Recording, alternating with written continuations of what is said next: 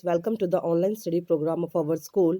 Now in this video we will discuss chapter number 7 of your science book, Conservation of Plants and Animals. Let's start. We saw in class 7 that Paheli and Bujo had visited the forest along with the Professor Ahmed and Tibu.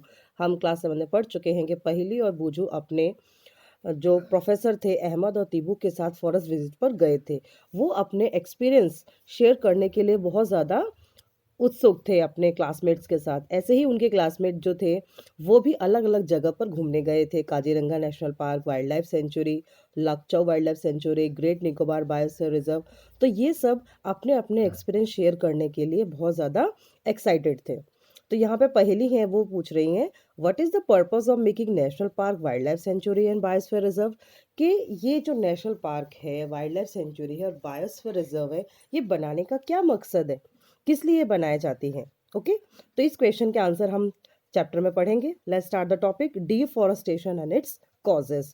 अब deforestation क्या होता है? अब plants, आपको पता है plants हमारे survival के लिए बहुत ज़्यादा इम्पॉर्टेंट है, बट अगर इसको हम अनलिमिटेड अमाउंट में काटेंगे तो उसको हम डिफॉरेस्टेशन कहते हैं। ओके, और आपको ये भी पता है कि जो प्लांट्स हैं, ट्रीज़ हैं, वो क्यों काटे जाते हैं? तो देखिए फर्स्ट टॉपिक है इसमें, क्यों काटे जाते हैं, रीज़न है procuring land for cultivation.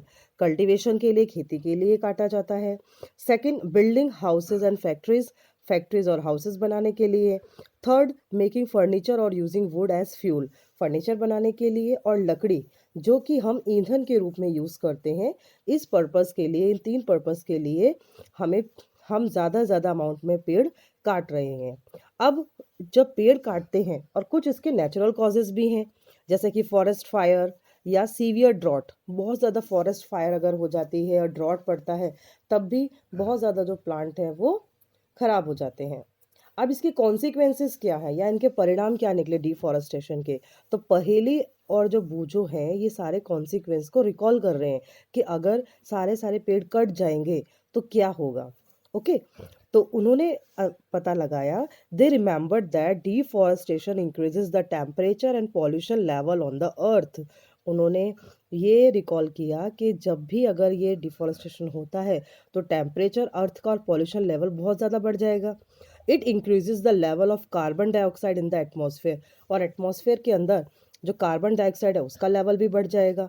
Ground water level also lowered, और जो ग्राउंड वाटर है, जो अंडरग्राउंड पानी है, उसका जो लेवल है वो कम हो जाएगा। They know that deforestation disturb the balance in nature, और उन्होंने ये भी पता लगाया कि डिफॉरेस्टेशन के कारण हमारा जो अर्थ का बैलेंस है वो पूरा बिगड़ जाएगा। They were told by professor Ahmed that if cutting off trees continues, rainfall and the fertility of the soil will decrease. उन्होंने अहमद प्रोफेसर ने उनको बताया था कि अगर बहुत ज़्यादा अमाउंट में हम पेड़ों को काटेंगे तो क्या होगा, या फिर कंटिन्यूस रेनफॉल होगी तो सॉइल की जो फर्टिलिटी है वो कम हो जाएगी। ठीक है, so moreover there will be increase chances of natural calamities such as flood and drought. इसीलिए ज़्यादा चांसेस फ्लड के, बाढ़ के और सूखे के बढ़ जाएंगे। तो हमें ये भी रिकॉल करना है कि ये भी पता है कि हमें जो फोटोसिंथेसिस के लिए कार्बन डाइऑक्साइड की ज़रूरत पड़ती है। Fewer trees would mean that less carbon dioxide will be used up, resulting in its increased amount in the atmosphere। और हमें ये भी ध्यान रखना है कि बहुत ज़्यादा जो थोड़े अमाउंट में जो ट्रीज़ हैं वो कार्बन डाइऑक्साइड को यूज़ भी करती हैं। क्यों यूज़ करती हैं? इससे हमारा अमाउंट, जो कार्बन डाइऑक्साइड का जो अमाउंट है नेचर के अंदर, वो बना रहे। नेक्स्ट हम देखेंगे कि this will lead to global warming as carbon dioxide trap the heat rays reflected by the earth, and the increase in temperature on the earth disturb the water cycle and may reduce the rainfall. This could cause drought। और अगर carbon dioxide का amount बढ़ जाता है, जो reflect होती है सन से हमें जो मिलती है कार्बन डाइऑक्साइड, इसके कारण क्या होगा, पूरा जो बैलेंस है वाटर साइकिल का वो भी डिस्टर्ब हो जाएगा और रेनफॉल भी कम हो जाएगा। तो जो ड्रॉट के चांसेस बहुत ज़्यादा बढ़ जाएंगे।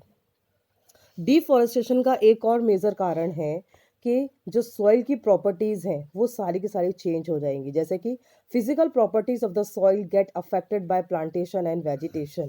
जो फिजिकल प्रॉपर्टीज़ है प्लांटेशन की और वेजिटेशन की वो भी इफेक्ट होगी। ओके, और हमने ये पढ़ा है कि सॉइल इरोजन, जो प्लांट हैं, ट्रीज हैं, वो सॉइल इरोजन को प्रिवेंट करते हैं. So fewer trees result in more soil erosion, and removal of the top layer of the soil exposes the lower hard and rocky layers. अगर बहुत ही कम trees बचेंगी तो सॉइल इरोजन ज़्यादा होगा, और जो ऊपर की जो टॉप लेयर है, ठीक है, सॉइल की, वो कम हो जाएगी, हार्ड हो जाएगी, रॉकी हो जाएगी. And this soil has less humus and is less fertile. और उस समय क्या होगा, जो ह्यूमस लेयर होती है, आपने ये भी पढ़ा है सॉइल प्रोफाइल डायग्राम के अंदर लास्ट ईयर, कि जो ऊपर की अपर मोस्ट लेयर होती है ह्यूमस, वो फिर लेस फर्टाइल हो जाएगी. और gradually the fertile land get converted into desert, is called desertification. और धीरे धीरे जो उपजाऊ भूमि है वो एक डेजर्ट में कन्वर्ट हो जाएगी, इसको हम डेजर्टिफिकेशन कहते हैं. Deforestation also leads to a decrease in the water holding capacity of the soil. Deforestation के कारण जो पानी एब्जॉर्ब करने की कैपेसिटी है सॉइल की, वो भी कम हो जाएगी. And the movement of water from the soil surface into the ground is reduced. और जो मूवमेंट होगा पानी का सॉइल तक पहुंचने का, वो भी कम हो जाएगा. So there are flood and the other properties of the soil like nutrient content, texture also change because of deforestation. और जो अलग प्रॉपर्टीज हैं सॉइल की, वो भी धीरे धीरे कम हो जाएंगी, चेंज हो जाएंगी डिफॉरेस्टेशन के कारण. ठीक है. और हम ये भी क्लास में अंदर पढ़ चुके हैं कि हमें प्लांट से बहुत ज़्यादा प्रोडक्ट मिलते हैं. ओके. और ये सब हम पढ़ चुके हैं. और अगर इसकी कमी होगी तो हमें ये सारे प्रोडक्ट नहीं मिलेगा, हमें इसकी शॉर्टेज को झेलना पड़ेगा. ओके. नेक्स्ट टॉपिक है conservation of forest and wild life. अब ये हमें इसको फॉरेस्ट को और वाइल्ड लाइफ को कंजर्व करना है, डिफॉरेस्टेशन नहीं होने देना है. ओके. तो इसीलिए पहेली और बूझो बहुत ज़्यादा उनको चिंता हो रही थी, तो उन्होंने अपने प्रोफेसर अहमद से पूछा कि हम कैसे अपने फॉरेस्ट और वाइल्ड लाइफ को बचा सकते हैं. तो प्रोफेसर अहमद कहते हैं, professor Ahmad organise a visit to a biosphere reserve for Paheli and Boojho and their classmate. इसीलिए प्रोफेसर अहमद ने बूझो और पहेली और उनके क्लासमेट के लिए एक विजिट रखे. वो लोग वो बायोस्फीयर रिजर्व देखने के लिए गए. He select a place named Pachmarhi biosphere reserve. उन्होंने पचमढ़ी बायोस्फीयर रिजर्व देखने का प्लान बनाया. He knows that the plants and animals found here are similar to those of the upper Himalayan peaks and to those belonging to the lower western Ghat. इन्होंने ये जो area चुना, यहाँ पर इनको हिमालय पीक पे जो रहने वाले हैं एनिमल्स और प्लांट हैं वो भी देखने को मिलेंगे, और जो वेस्टर्न घाट में जो प्लांट और एनिमल्स हमें मिलते हैं वो भी वहाँ पर देखने को मिलेंगे. Professor Ahmad believes that the biodiversity found here is unique. Professor Ahmad को विश्वास था कि यहाँ पर जो हम बायोडाइवर्सिटी देखेंगे वो एक यूनिक फीचर होगा. He request Madhav ji a forest employ to guide the children inside the biosphere reserve. उन्होंने एक वहाँ पर फॉरेस्ट एम्प्लॉय थे, उनका नाम था माधव जी. उनको कहा कि आप हमारे बच्चों को गाइड कीजिए. He explains that preserving areas of such biological importance make them a part of our national heritage.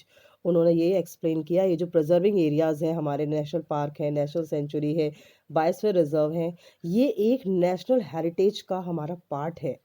Madhav ji explains to the children that apart from our personal effort and effort of the society, government agencies also take care of the forest and animals. उन्होंने ये भी बताया कि हमारे खुद के personal effort भी होते हैं, सोसाइटी के भी होते हैं, गवर्नमेंट के भी होते हैं, वो हमारे फॉरेस्ट में रहने वाले हमारे जो एनिमल्स हैं उनकी देखभाल करते हैं.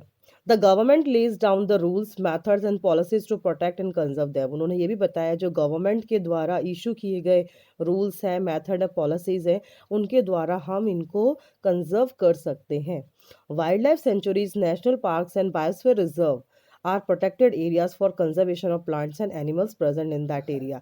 इसीलिए गवर्नमेंट के द्वारा ये जो वाइल्ड लाइफ सेंचुरी है, नेशनल पार्क है और जो बायोस्फीयर रिजर्व है, ये कंजर्व्ड एरिया है. यहाँ पर हंटिंग प्रोहिबिटेड होती है, एनिमल्स को वहाँ पर कंजर्व करके रखा जाता है. नेक्स्ट है यहाँ पे टॉपिक हमारा biosphere reserve. Children along with the professor Ahmad and Madhav ji enter the biosphere reserve area. बच्चे और प्रोफेसर अहमद और Madhav ji biosphere reserve area में एंटर होते हैं. Madhav ji explains that biosphere reserve are the areas mean for conservation of biodiversity. Madhav ji ने बताया कि जो बायोस्फीयर रिजर्व एरिया है ये बायोडाइवर्सिटी कंजर्व करने के लिए बनाए गए एरियाज हैं. As you are aware that biodiversity is the variety of plant and animals microorganism generally found in an area. उन्होंने ये भी बताया कि बहुत ज़्यादा वैरायटी में प्लांट्स और एनिमल्स माइक्रो ऑर्गेनिज्म इस एरिया में पाए जाते हैं. The biosphere reserve help to maintain the biodiversity and the culture of that area. Biosphere reserve ये भी हमें हेल्प करते हैं वहाँ की बायोडाइवर्सिटी को कंजर्व करने के लिए और वहाँ का एरिया कल्चर एरिया कैसा है वो भी हमें बताते हैं. अ बायोस्फीयर रिजर्व में also contain other protected areas in it. Biosphere reserve इसके साथ में जो भी एरिया आते हैं उसको भी प्रोटेक्ट करते हैं.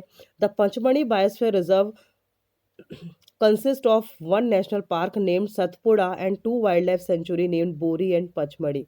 इसके साथ ही पंचमढ़ी बायोस्फीयर रिजर्व के साथ ही एक नेशनल पार्क है जिसका नाम है सतपुड़ा और 2 वाइल्ड लाइफ सेंचुरी है बोरी और पंचमढ़ी. देखिए पंचमढ़ी ये आपको फिगर भी इसमें बताया गया है ग्राफ में. देखिए पंचमढ़ी बायोस्फीयर रिजर्व है ये पूरा, ठीक है, एक एरिया का आपको बताया हुआ है, ठीक है, फ्लो चार्ट के द्वारा. और ये आपको प्रोटेक्टेड एरियाज जो आपके एरिया में है वो आपको यहाँ पे लिखने हैं कि मेरे डिस्ट्रिक्ट में कौन सा नेशनल पार्क पड़ता है या वाइल्ड लाइफ सेंचुरी है या बायोस्फीयर रिजर्व है, तो ये आप अपने अकॉर्डिंग इसमें फिलअप करेंगे. मेरे स्टेट के अंदर हम जिस स्टेट में रहते हैं गुजरात में, तो वहाँ पर कौन सा नेशनल पार्क है, कौन सी वाइल्ड लाइफ सेंचुरी है या बायोस्फीयर रिजर्व है, और हमारी कंट्री में कितने नेशनल पार्क हैं, वाइल्ड लाइफ सेंचुरी है और बायोस्फीयर रिजर्व है, तो आप ये इसके अंदर फिलअप करेंगे. नेक्स्ट हमारा टॉपिक है फ्लोरा और फोना. ओके, अब बच्चे जो थे वो आगे चलते हैं बायोस्फीयर रिजर्व के अंदर और वहाँ की जो ग्रीन वेल्थ है उसको देख के बहुत ज़्यादा अप्रिशिएट करते हैं कि हमारा जो कल्चर है बायोस्फीयर रिजर्व है वो कितना ग्रीन है. They are very happy to see tall teak trees and animals inside the forest. उनको बहुत खुशी होती है कि लंबे लंबे टीक के पेड़ देखते हैं वहाँ पर और जो एनिमल देखते हैं वो देख कर बहुत खुश हो जाते हैं. Suddenly Paheli finds a rabbit and wants to catch it. अचानक से पहेली को एक रैबिट दिखता है, वो उसको पकड़ने की कोशिश करते हैं. She starts running after it और वो उसको साथ पकड़ने के लिए उसके साथ दौड़ लगाती हैं. Professor Ahmed stop her. Professor Ahmad ने उसको रोका. He explain that animals are comfortable and happy in their own habitat. उन्होंने ये बताया कि जो एनिमल्स हैं वो खुद के हैबिटेट में बहुत ज़्यादा हैप्पी हैं, कंफर्टेबल हैं. We should not disturb them. हमें उन्हें डिस्टर्ब नहीं करना चाहिए. Madhav ji explained that some animals and plants typically belong to a particular area, and the plants and animals found in a particular area are termed as flora and fauna respectively of that area. उन्होंने ये बताया जिस area में जो plant और particular area में जो plant या एनिमल पाए जाते हैं वो वहाँ के फ्लोरा और फोना कहलाते हैं. देखिए आप पिक्चर में कुछ एनिमल्स के नाम भी दे रखे हैं, ठीक है, और ट्रीज भी आपको दिख रहे हैं. ये सारे फ्लोरा और फोना है, ठीक है, ये जो पाए जाते हैं बायोस्फीयर रिजर्व के अंदर. नेक्स्ट है हमारा topic endemic species. Okay, endemic species क्या होती हैं? Endemic species are those species of plants and animals which are found exclusively in a particular area. ऐसी पर्टिकुलर स्पीशीज जो उसी पर्टिकुलर एरिया में पाई जाती हैं उनको हम एंडेमिक स्पीशीज कहते हैं. They are not naturally found anywhere else. वो और कहीं पर नहीं पाई जाती हैं, ठीक है. A particular type of animal or a plant may be endemic to a zone or a state of a country. एक particular type का जो animal और या plant होता है वो उसी particular area में state में पाया जाता है. माधव जी shows साल and wild mango as two example of endemic flora of the Pachmarhi biosphere reserve. Madhav ji ने साल और वाइल्ड मैंगो ये दो एग्जाम्पल बताए, वहाँ के वो एंडेमिक थे फ्लोरा के, ठीक है, कहाँ के? पंचमढ़ी बायोस्फीयर रिजर्व के. और bison, Indian giant squirrel and flying squirrel are endemic fauna of this area. और जो जाइंट स्क्विरल था, फ्लाइंग स्क्विरल, वो वहाँ के एंडेमिक फोना थे. Professor Ahmed explains that the destruction of their habitat, increasing population and introduction of a new species may affect the natural habitat of endemic species and endanger their existence. Professor Ahmad ने ये भी बताया कि अगर हम उसका हैबिटेट डिस्टर्ब करते हैं, ख़राब करते हैं, इंक्रीजिंग जो पॉपुलेशन है, तो हमें जो नई नई स्पीशीज़ है वो नहीं मिलेंगी और उनका जो नेचुरल हैबिटेट है उसको हम डिस्टर्ब कर देंगे.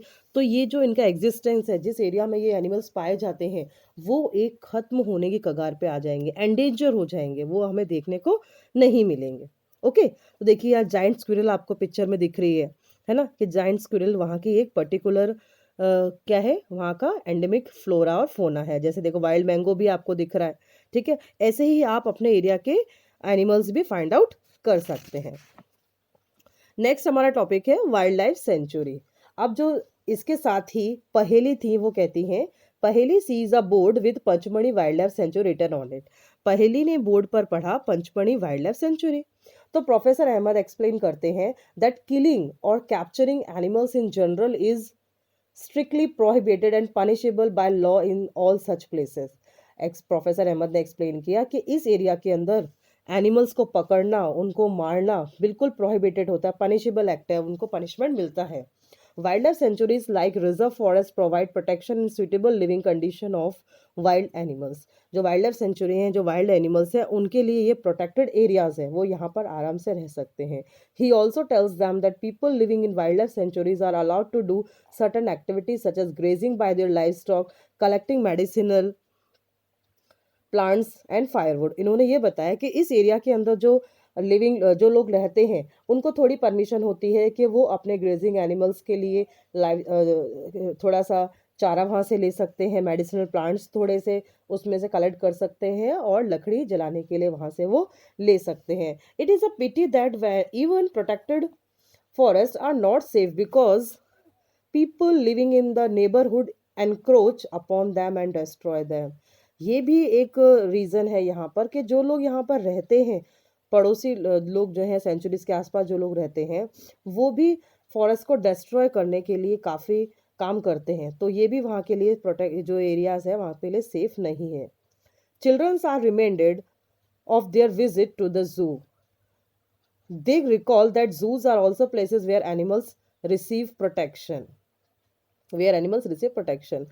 बच्चों ने कहा कि क्यों ना हम जू की विजिट करें, वहां पर भी तो एनिमल्स को प्रोटेक्ट करके रखा जाता है, ठीक है। तो अब ये जो बूझो है ये कहते हैं कि जू और वाइल्ड लाइफ सेंचुरी में क्या डिफरेंस है, ठीक है। तो इसीलिए वो आगे हम एक्सप्लेन करते हैं। National park. On the roadside there was another board on which are written Satpura national park. अब दूसरी तरफ जब वो जाते हैं घूमने के लिए तो देखते हैं वहां पर एक बोर्ड पर लिखा है Satpura national park. Children are now eager to go there. अब जो चिल्ड्रन हैं वो वहां जाने के लिए बड़े उत्सुक होते हैं। Madhav ji tells them that these reserves are large and diverse enough to protect whole set of ecosystem and they preserve flora and fauna, landscape and historical object of an area. Madhav ji कहते हैं ये जो रिजर्व है बहुत बड़ा होता है और वहाँ पर एक पर्टिकुलर इकोसिस्टम पाया जाता है, वहाँ का फ्लोरा फोना अलग होता है। Satpura national park is the first reserve forest of India. बहुत इंपॉर्टेंट है कि आप जी के क्वेश्चंस भी है कि सतपुड़ा नेशनल पार्क सबसे पहला रिजर्व फॉरेस्ट है इंडिया का। The finest Indian teak is found in this forest and there are more than 100 national parks in India. भारत के अंदर 100 से ज़्यादा नेशनल पार्क हैं। As children move ahead, they see a board with Satpura Tiger Reserve written on it। जैसे ही बच्चे आगे बढ़ते हैं वहाँ पर लिखा है Satpura tiger reserve. Madhav ji explain करते हैं कि that project area tiger was launched by the government to protect the tiger in the country. ये जो प्रोजेक्ट है ये गवर्नमेंट ने लॉन्च किया था टाइगर के प्रोटेक्शन के लिए। The objective of this project was to ensure the survival and maintenance of the tiger population in the country। उनका जो मेन एम था इस प्रोजेक्ट का वो था कि जो टाइगर है उनको बचाया जा सकते, उनको बचाया जा सके और उनकी जो पॉपुलेशन है उसको कंट्रोल किया जा सके। नहीं तो जो ये जो आसपास जो रहने वाले लोग हैं वो इनको मार देंगे, हंटिंग करेंगे, इसीलिए उनके लिए टाइगर प्रोजेक्ट एरिया बनाया गया। नेक्स्ट हम आगे चलते हैं। ये बूझो के मन में एक और क्वेश्चन आता है कि are tiger still found in this forest, I hope I can see a tiger. कि अभी भी यहाँ पर टाइगर पाए जाते हैं, मुझे ऐसे कोशिश करता हूँ मैं कि शायद मुझे टाइगर देखने को मिले। Tiger is one of the many species which are slowly disappearing from our forest. Tiger भी बहुत सारी स्पीशीज के जैसे ही अब धीरे धीरे खत्म होता जा रहा है, but the Satpura Tiger Reserve is unique in the sense that a significant increase in the population of tiger has been seen here। जो सतपुड़ा टाइगर रिजर्व है यहाँ पर एक यूनिक सेंस है कि यहाँ पर जो टाइगर हैं वो पाए जाते हैं। Once upon a time animals like lion, elephant Wild buffaloes and the Barasingha were also found in the Satpura National Park. Tiger के साथ ही लॉयन, एलिफेंट और वाइल्ड बफेलोज और बारहसिंगा भी यहाँ पर पाया जाता है. Animal whose numbers are diminishing to a level that they might face extinction are known as endangered species animals. ऐसे एनिमल जो कि बिल्कुल दिखाई नहीं दे रहे, एक्सटिंक्ट हो चुके हैं, उनको एंडेंजर्ड एनिमल्स कहा गया है. Boojho is reminded of the dinosaur which became extinct a long time ago. Boojho को याद आता है कि जो डायनासोर हैं वो भी एक्सटिंक्ट हो गए हैं बहुत समय पहले. Survival of some animal has become difficult because of disturbance in their natural habitat. अब जो एनिमल है इनके लिए अपने हैबिटेट के अंदर रहना बहुत डिफिकल्ट हो गया है क्योंकि उनका हैबिटेट पूरा डिस्टर्ब हो गया है. So Professor Ahmed tells them that in order to protect and plant and animals, strict rules are imposed in all national park. अब एनिमल्स और प्लांट्स को प्रोटेक्ट करने के लिए स्ट्रिक्ट रूल्स बनाने चाहिए नेशनल पार्क के अंदर. Human activities such as grazing, poaching, hunting, capturing of animals और collection of firewood medicinal plants are not allowed. इसीलिए नेशनल पार्क के अंदर एनिमल्स की ग्रेजिंग करवाना, पकड़ना, हंटिंग करना, कैप्चरिंग ऑफ एनिमल्स या फिर फायरवुड के लिए लकड़ी इकट्ठा करना, मेडिसिनल प्लांट्स तोड़ना, ये सब भी इस एरियाज के अंदर प्रोहिबिटेड करना चाहिए. Madhav ji tells Paheli that small animals are much more in danger of becoming extinct then the bigger animal. Madhav ji बताते हैं कि जो छोटे जानवर हैं वो ज्यादा खत्म होने की कगार पर है, यानी कि डेंजर में है. At times we kill snakes, frog, lizard, bats and owls ruthlessly without realising their importance in the ecosystem. हम छोटे जो एनिमल्स है जैसे स्नेक है, फ्रॉग है, लिजार्ड है, बैट, आउल, इनको बहुत बुरी तरीके से इनको मार देते हैं पर बिना सोचे समझे कि इनका इकोसिस्टम में क्या इंपॉर्टेंस है. By killing them we are harming ourselves. इनको मारने के साथ हम अपने आप को नुकसान पहुंचा रहे हैं. They might be small in size but their role in the ecosystem can not be ignored. वो भले ही साइज में छोटे हैं बट उनका इकोसिस्टम में क्या रोल है उसे हमें भूलना नहीं चाहिए. They form part of food chain and the food web. ये हम क्लास 7 में पढ़ चुके हैं. ये एक फूड चेन और फूड वेब का बहुत बड़ा हिस्सा है. An ecosystem is made up of all the plant and animals and microorganisms in an area along with non-living components such as climate, soil, river, delta. Ecosystem एक ऐसा area है जहाँ पर एनिमल और माइक्रो ऑर्गेनिज्म पाए जाते हैं कुछ नॉन लिविंग कंपोनेंट के साथ में. वहाँ का जो टेम्परेचर है, क्लाइमेट है, सॉइल और रिवर डेल्टा कैसा है, ये भी एक इकोसिस्टम का पार्ट है. नेक्स्ट हम पढ़ते हैं. ये जो बूझो है ये पूछ रहे हैं कि I wonder if there is any record of all endangered species. क्या कोई रिकॉर्ड है जिसमें सारी एंडेंजर्ड स्पीशीज का हम रिकॉर्ड रख सकते हैं. तो वो रिकॉर्ड रखते हैं रेड डाटा बुक के अंदर. इसको एक्सप्लेन करते हैं हमारे प्रोफेसर अहमद. वो बताते हैं कि he tells them red data book is the source book which keeps a record of all the endangered animals and plant. वो कहते हैं जो रेड डाटा बुक है इसके अंदर सारे एनिमल्स का रिकॉर्ड रखा जाता है. Red data book is maintain internationally by an organisation. जो रेड डाटा बुक है ये अंतर्राष्ट्रीय तौर पर बनाई हुई एक बुक है. India also maintain red data book for plants and animals found in India. India के अंदर भी रेड डाटा बुक को मेंटेन किया गया है जहां पर इंडिया में पाए जाने वाले प्लांट्स और एनिमल्स है उनका रिकॉर्ड रखा जाता है. नेक्स्ट टॉपिक है migration. The excursion party then enter the deeper into the forest under the guidance of Madhavji and they sit near the Tawa Reserve to relax for some time. Madhav ji के guidance के साथ ही वो forest के अंदर जाते हैं और वो तवा रिजर्व जो होती है रिजर्व है वहां जाके वो थोड़े समय के लिए बैठते हैं. पहली observe some of the birds near the river. Madhav ji tells the children that reserve that these are migratory bird. बच्चे नदी के किनारे जाके बैठते हैं तो माधव जी बताते हैं ये जो क्या है माइग्रेटरी बर्ड्स हैं.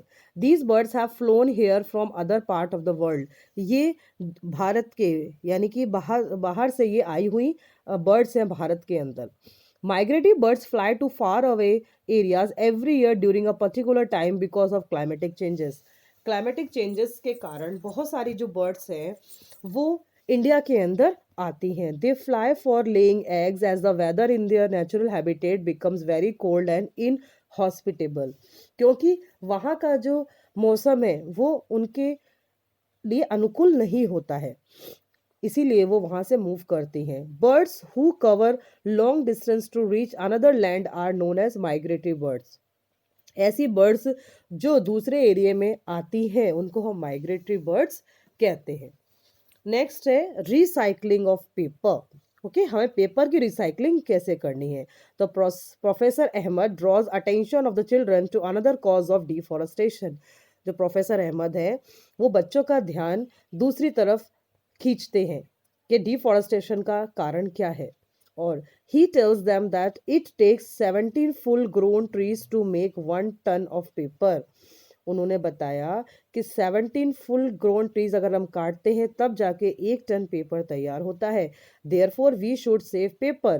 Professor Ahmad also tells that paper can be recycled 5 to 7 time for use. हमें प्रोफेसर अहमद कहते हैं हमें 5 to 7 टाइम्स उस पेपर को रिसाइकल करना चाहिए। If each student save at least 1 sheet of paper in a day we can save many trees in a year.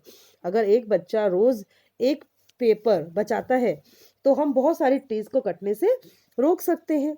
We should save reuse and used paper and recycle it. By this we not only save trees but also save energy and water needed for manufacturing paper. हम trees को ही नहीं बचाएंगे बल्कि जो paper manufacture करने के लिए जो पानी इस्तेमाल होता है, एनर्जी इस्तेमाल होती है, उसको भी हम सेव कर सकते हैं। Moreover, the amount of harmful chemical used in paper making will also be reduced। और इसके साथ ही जो केमिकल यूज होता है हार्मफुल वो भी हम रिड्यूस कर सकते हैं।